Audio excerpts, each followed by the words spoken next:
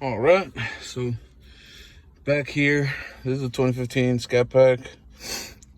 Same, I believe, all the way up to 2020, unless if they had some fucking snorkels in here, some bullshit like that. So these are the boats you got to take off in order to just take the skin. Don't take out the whole dash. It's a bitch. It's heavy. You talking about taking off the steering column and all that. You have two boats, one here, another one here for these vents. There's two boats there. Then you have some kind of like a, I guess it's like a little, let me see if I can pinpoint. It keeps these two together.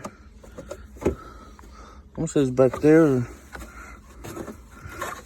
No, there's one here. Right here. There's one here. There should be another one here. I would recommend bolting these two up, snapping those two together. It keeps these vents aligned. This one has a screw here, right here. That screw. Undo that screw. Undo these screws. And all the little bitty screws that hold it, like here. The tricky ones are the vents, which these are the ones next, because you got to be able to pull this back. And that vent, there's a tab back here. There's a hole right there for it. There's a screw. You got to get those, one on each side. That one, and of course your three small screws here. The one in the middle, the one over there. After you snap the little plastic, this is just the cover piece, snaps off. Once you have that bolted up, then you can start bolting up like all your main screws, bolting everything up, and everything pretty much just falls in place. These here.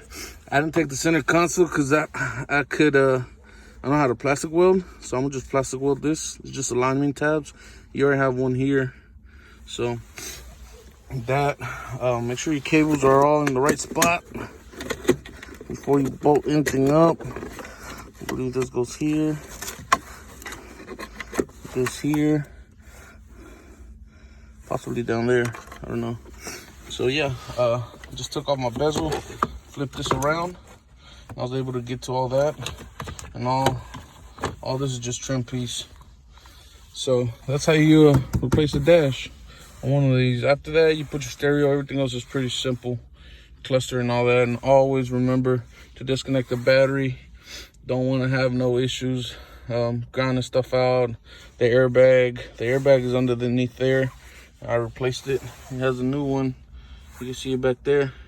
Just have to connect it, which I'm gonna do that to the very end. But yeah, stay tuned. The next video is gonna be replacing all the airbags from the donor vehicle to this one. Probably won't be today, it's already dark. But, there she goes. I didn't find another video that showed what to do, you know, and I kept it pretty brief because I don't have to go through all the screws. You'll see the screws while you're tugging on it, just keeping it, you know, from going. But definitely this has to come with it. So, you know, I already showed you how to do that. The vents are gonna have to come with it as well. So if this video was helpful, like, subscribe, and share. I'm trying to get my followers up. I'll be posting more videos. I have 3 chargers, so I need to do in and out. So thank you.